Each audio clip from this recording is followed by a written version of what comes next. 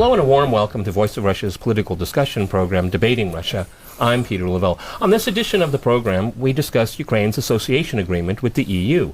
Who wins and who loses? To discuss this and more in London, we have Alexander Mercouris. He's a political commentator and legal expert. We also have Christopher Walker. He's the former bureau chief of the Times in Moscow. Here in Moscow with me is Ben Aris. He's the editor of Business New Europe. And Chris Weafer, he's senior and founding partner at Macro Advisory. All right, gentlemen, let's talk about the association agreement. Alexander Mercouris, before we get into the details, why is the European Union pushed this so hard and so fast?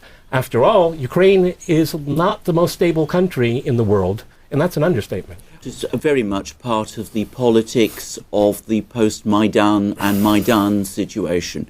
The European Union strongly supported the change of power that happened in Kiev in February. The people who came to power said that they were making a European choice. They called themselves Euromaidan. And given the commitment that the European Union made to them back in February, it would have been politically extremely difficult, indeed, if not impossible, to postpone the signing of this thing. I would point out, though, that signing is one thing, ratification is something else, and, of course, actual implementation is something else still. There is going to be a meeting on the 11th of July to discuss that with the Russians. It would have been far better if this had been done before it was signed. We'll just have to see how it works out. Okay, Ben Aris here in Moscow with me. This has all been called, dubbed the civilization choice. Is this a good economic choice for Ukraine? I don't think so. I mean, the root problem of all of this is the fact that Ukraine was forced into making a binary choice, go west or go east. And at the end of the day, it lies in the heart of Europe, in between these two economic powers. And that, basic economics, comparative advantage of what have you, is trade. Open and free trade is good for everybody.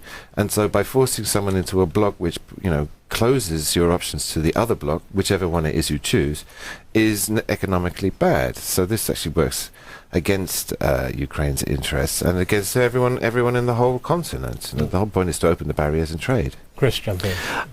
I think it will come down to how this is implemented, as what the previous speaker said. If it's a situation where Ukraine finds itself in the European bloc and is excluded from Russia trade, then it's a bad thing. If on the other hand, Russia adapts to this, doesn't put trade barriers, doesn't put restrictions in place, then Ukraine could find itself in a good position. So it really is too early to say whether this is a good choice or a bad choice. To some extent, politically, there was no choice. They had to do it, and the Europeans had to bring them in. I think really now the ball is down on the Russian court, how they react. If they act sort of aggressively with trade restrictions and barriers to trade, then I think that'll be bad for everybody, including for Russia. Christopher Walker, but Russia may not have any choice in the matter. They certainly will have to raise tariffs. I think it's really quite interesting, Christopher, is that it was, 24 hours or 48 hours before Kiev was going to sign this agreement, and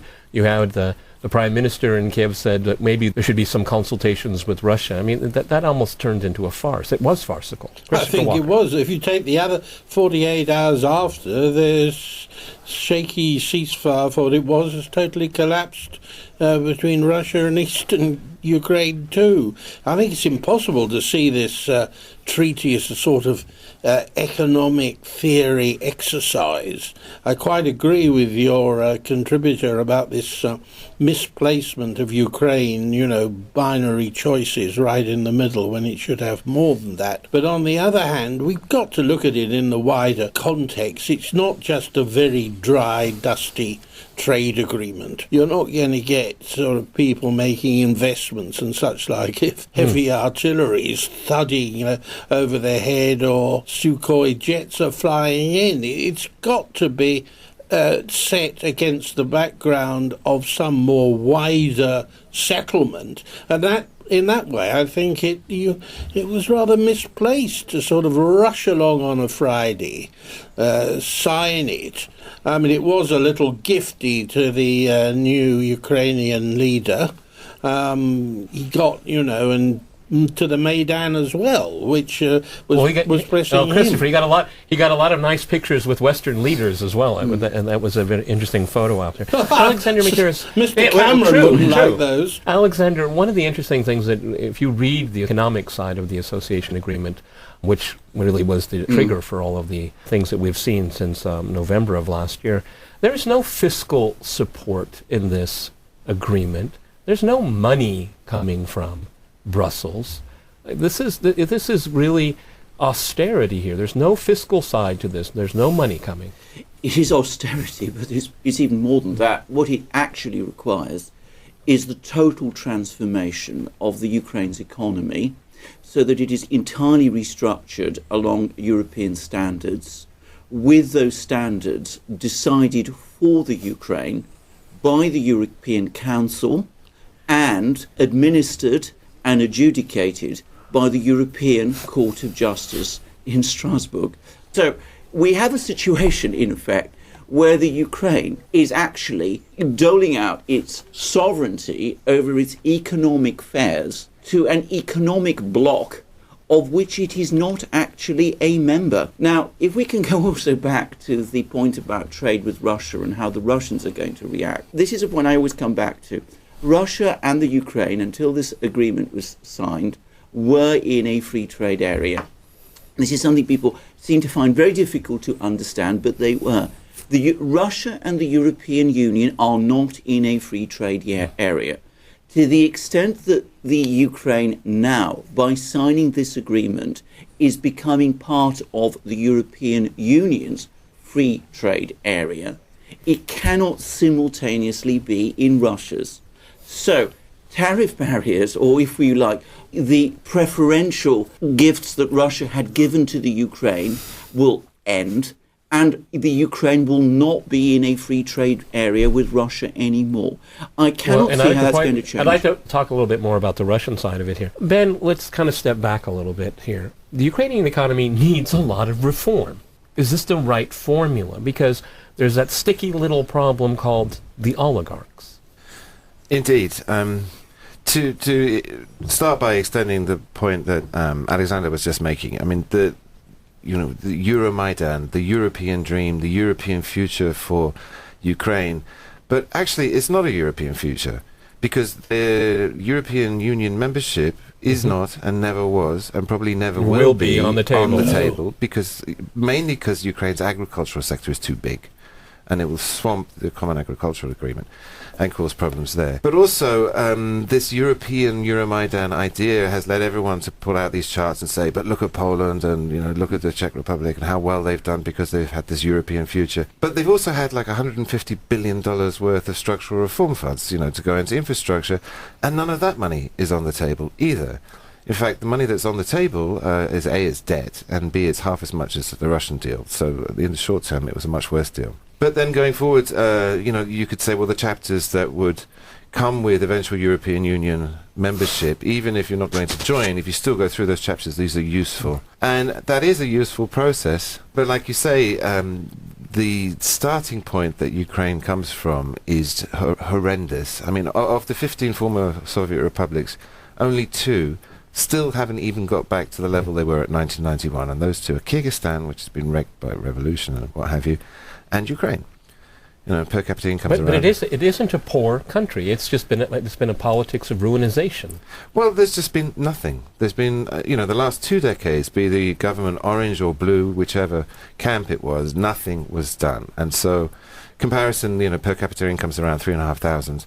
Against somewhere like Poland, which is 13,000, and Russia, which is about 15 to 17,000. It is a long, long, long way behind. Chris, but, reflecting upon what Ben just said here, is that wages are going to go even further down now because we'll have the cut in subsidies. I mean... well, I think over the short term, and by the short term, I mean, several years, then, I think conditions in Ukraine's economy are going to deteriorate and be very tough, and we haven't even seen the start of that yet, if you like, the austerity impact, and we won't see it until... there's some settlement in the east, and the government can get back to some kind of more normal management of the economy and start recording and reporting data correctly, because clearly the data that's been collected now is incomplete and wrong. The economic trend in Ukraine for the next 2 years looks disastrous. And this deal with Europe without a resolution on the Russian side will make that situation a whole lot worse. We've already heard from President Poroshenko in the last couple of days that he's starting to make noise about, well, actually, we're going to need more money. I mean, yeah, there's a surprise. It started already. There's a surprise. But also, actually, interesting, President Poroshenko last week in an interview he gave to a TV company said he believes that Russia will have to honour the trade deals that are in place with Ukraine. In other words, he's banking on having both the European deal and continuing with the Russia deals as part of the CIS. This sounds like Yanukovych, playing both sides against the middle here. That's what the guy said. You're listening to Voice of Russia's political discussion program, Debating Russia. I'm Peter Lavelle. Alexander, if I go back to you in London, can you think of one product, and don't say agriculture because it won't be allowed, what does Ukraine make that the European Union wants? I can't, well, some vodka. I can't think of any. Some vodka, possibly. I can't think of anything else at all, frankly. And I mean, I would go actually... bullet casings. Indeed. I mean, I would go actually further than that, and I would actually say that, I mean, there's a lot of product that the Ukraine makes which the European Union doesn't want. I mean, it's very difficult for me to see how Ukrainian industry can reorient itself towards European markets and at the same time carry out this vast structural change which this agreement requires, and without any money to support it in anything like the kind of quantities that would be needed, whilst it is losing the Russian market at the same time. I just don't think this thing adds up at all, frankly. Ben, you want to jump in? There is one product, eggs. Okay. That Ukraine is a world-class egg producer, but that actually highlights the details of the free trade agreement, whereby, under the terms, as I understand it, the European Union gets immediate and full access to the Ukrainian market. However, Ukraine does not get immediate and full access to the European market, and this is highlighted by the eggs, because the eggs are the one product they can actually make money from, exporting to the West. But not chocolate. The terms of the deal are such that there's a cap. There's a limit to about 10% of Ukraine's egg production that can get exported. And the idea is that Ukraine will progressively be given more access to Europe as it puts the reforms into place, which will take years.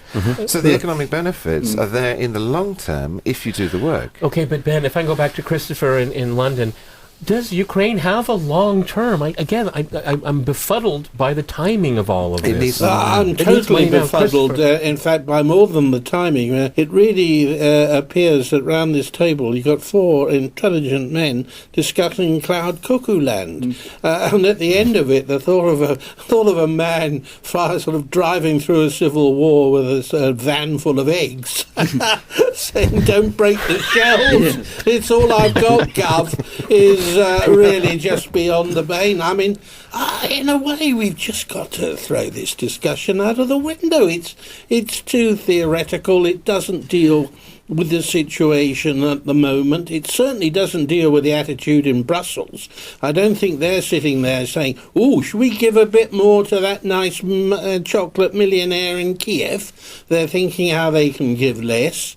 I seem to remember one figure when we started these discussions back in February was something, wasn't it, 15 billion that the Russians were prepared to put on the table, whereas we couldn't even find anybody who could remember the EU having gone as far as putting 2 on the table.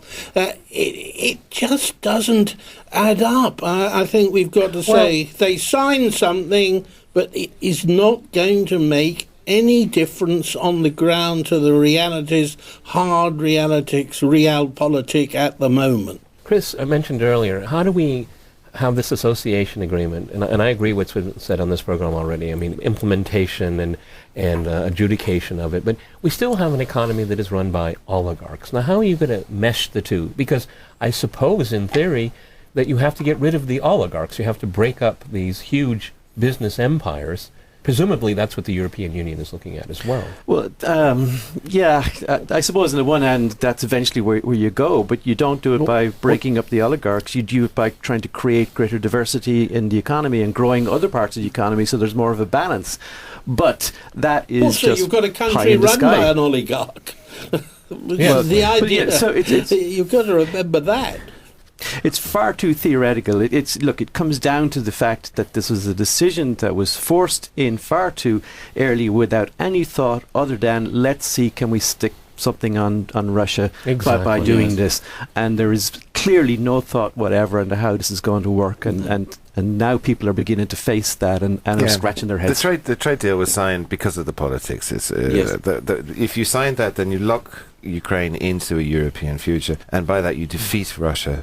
And this is how it's all framed, in these terms. We need to lock Ukraine in and defeat Russia. Is that good for the average Ukrainian fan? No, of course not. Because it's, as Chris was saying in London, the situation is a disaster. The country's bankrupt and it's at war. Alexander, let me go to you in London. I'll play the role of the cynic here. I think a lot of the oligarchs in Ukraine love this idea because they can clean their money, they can clean their reputation, they can find Western partners to make them legitimate business people, quote unquote. I think that was one reason why the oligarchs have historically supported this. They want access to, they want to be able to put their money in the West, and they want to be able to trade there and be treated in the West as proper, responsible businessmen. And I'm sure that's part what it is. To what extent that is any more the case today, realistically, is of course another question. I think they still think that, but whether that's actually going to happen is another matter. I mean, what Christopher said about this is not anymore really a realistic thing. We're not talking about something that's going to happen in the way that was envisaged a year ago, if it was ever possible. It's perfectly true. We have a war going on. We have an economic collapse underway. There is a perennial political crisis in the Ukraine. It's impossible for me to see how any of this is going to make it possible to implement this agreement. Having said that, I don't think we can simply say that this agreement in itself doesn't matter, because it is creating dividing lines within Ukrainian society. And I think that is really Very what the good problem is. Chris here in Moscow, a cynic would say, is that for the European Union, this is a good deal because Ukraine's cheap. Its assets are cheap. You go in there and you cherry pick what you like, because there's going to be privatization.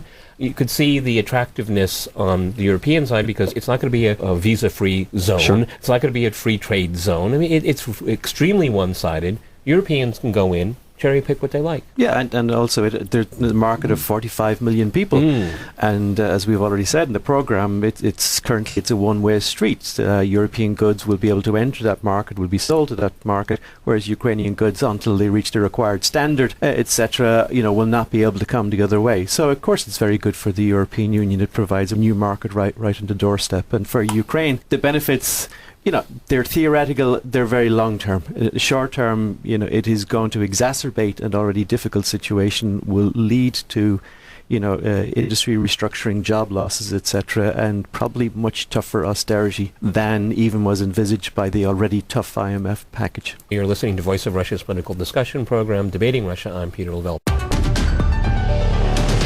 Ben, you wanted to jump in? Yeah, I mean, this thing with cheap assets and investors rushing in, it's actually already happened once. In 2006, there was absolute mergers and acquisition frenzy in the banking sector, and everyone ran into Ukraine and started snapping up banks. And normally when the banks were bought in Central Europe, people were paying 1 times book value, and the valuations in Ukraine went up to crazy prices, like 8 times book. Because of all these things, the country was supposed to grow, and you've got this large population. And what happened? It all blew up, as it has done so regularly. They just trade. They just have this musical chairs of oligarchs. It was worse than that, because you had sensible Western banks coming and buying things, and normally we're going to set up a real business. But it points to the fundamental problem, because it was like less than 4 years later, all these banks are leaving the UniCredit and Raiffeisen and what have you, selling up. And that's the perennial problem with Ukraine, is that it's corrupt to its core. It's actually the most corrupt country in Europe, according to Transparency International.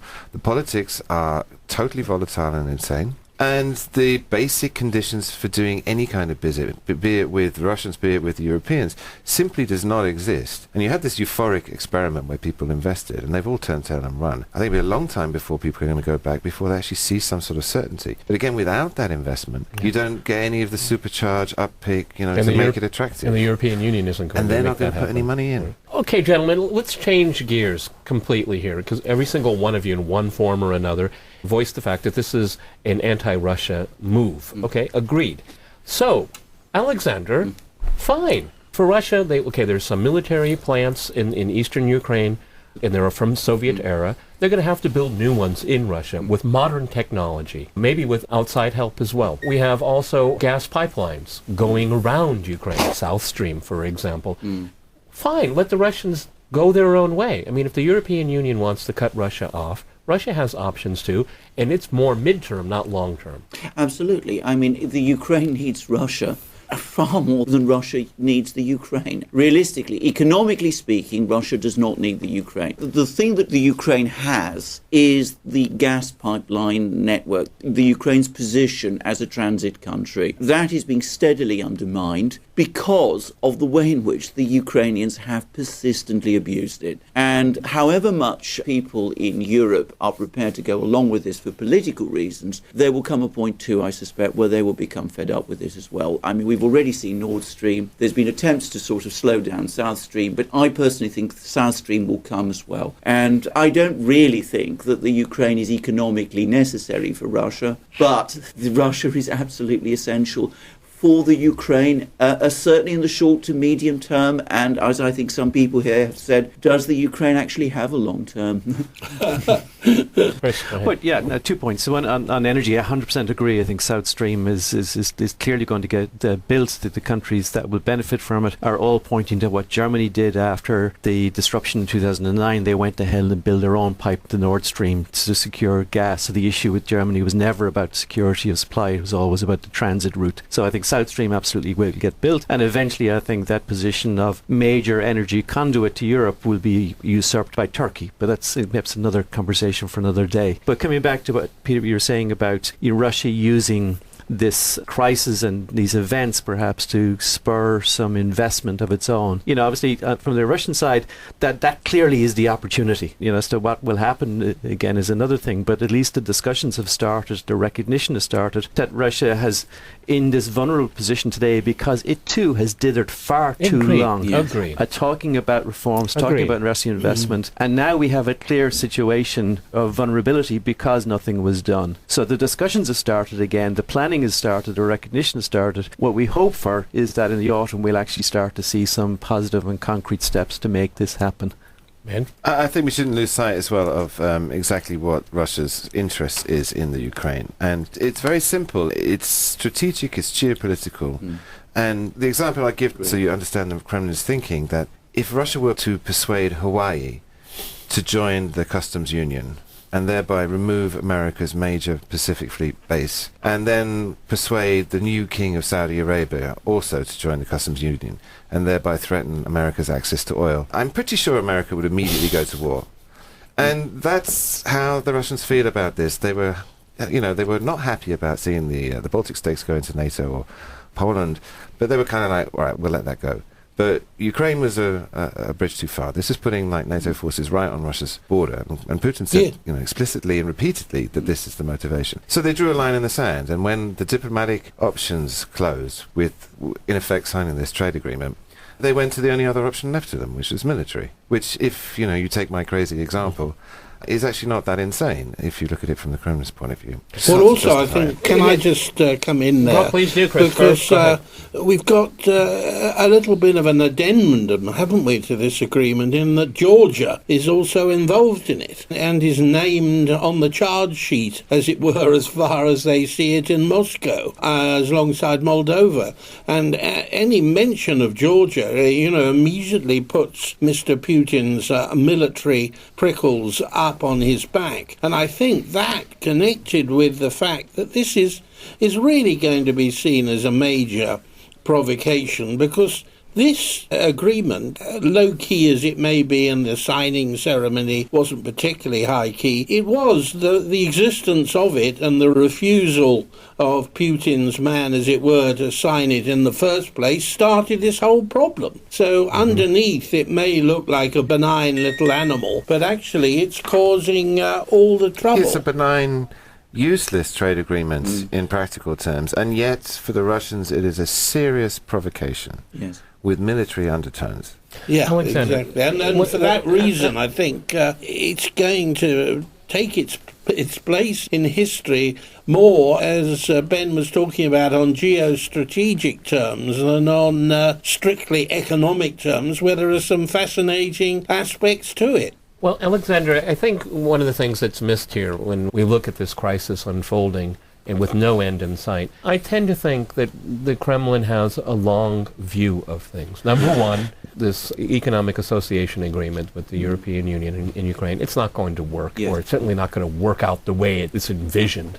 It never does when it comes to Ukraine. I think you can take virtue from necessity here, and it makes, echoing what we just heard from Chris Weafer sitting next to me, is it makes Russia make some hard choices that it's been able to avoid. It certainly needs to modernize its economy even more, and it has to be much more open to investment. I think this is going to be a wake-up call, because the thing is that the West brought this problem into Ukraine where there were already a lot of problems, but it's not Russia's obligation to fix Ukraine. And I think that's what the realization is. I know people are dying in the East, but Russia, its mission is not to fix its neighbors. Indeed so. And in fact, if you look at the past 20 years, what the Russians have actually been doing is that they've been supporting the Ukraine. They've been supporting it economically. They've been supporting it in some ways politically. Mr. Putin repeatedly speaks of the Ukrainians and the Russians as being one people. And I think if one takes a very hard realpolitik line, there has not in fact been an entirely wise or sensible policy, given the fact that people in Kiev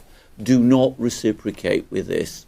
And I think it's been a distraction for Russia from pursuing what are in some ways its own hard-headed interests. If I may say, one thing I personally think is that Russia had a lucky escape in some ways. The worst possible thing that could have happened for Russia would have been for the Ukraine to have joined the customs union, for example. That would have simply exacerbated the problems in the customs union and created a very difficult and truculent partner there. Now, Russia now has to do all the things that people have said. It's got to press on with the reforms of its economy, strengthen its economic links with countries, real partners to its east and to its west, and move forward. And at the same time, not perhaps entirely forget the people in the eastern Ukraine who are, as we know, fighting and dying. All right, I want to ask one more question of all of my guests because we're rapidly running out of time. Ben, do you see Maidan 3 on the horizon? Well, after Maidan, I said, given that the East didn't participate in that change of government, that we were going to see more demonstrations. I didn't expect them to come so quickly and to be so violent. And when this round of fighting is over, I can see there's going to be a lot of residual bitterness. I mean, we've passed the point of no return in so much as you now have lots of people with dead brothers, fathers, husbands, who are going to resent what's happened. And, you know, the government is going to have this huge problem of healing the wounds in a country that's sort of very much geographically divided already. And it's going to be, I don't know, it's just the makings of a horrible situation that's going to last for generations. Yes. Yeah, no, I think on the economy, we're just only at the beginning, I think, of a very long multi-year period of economic difficulties in Ukraine. We still have to get up to, the new parliamentary elections. We know that it has been agreed that the constitution will revert back to the old one, where the new parliament, possibly heavily influenced, if not controlled, by Yulia Tymoshenko, will have a great deal of influence. The austerity programs will be kicking in. I think the cold reality of Dawn is that Ukraine is going to stay in recession for very many years. The conditions will get a lot worse before they get better. Alexander, Maidan 3. Well, we are already seeing it in some respects, in the sense that there's resistance already, as we saw in the eastern Ukraine. There was protests against the government in Kiev. People are protesting. There were medical people who were protesting because of corruption in the health service. The Ukraine is such a politically volatile country. Anybody who makes any predictions about how it's going to stabilize, I think we saw Tymoshenko might be the dominant person in the parliament. She and Poroshenko are well-known rivals. They detest each other. So even within the government itself, we're going to see problems. I think it's entirely possible we could see a Maidan 3. We'll see.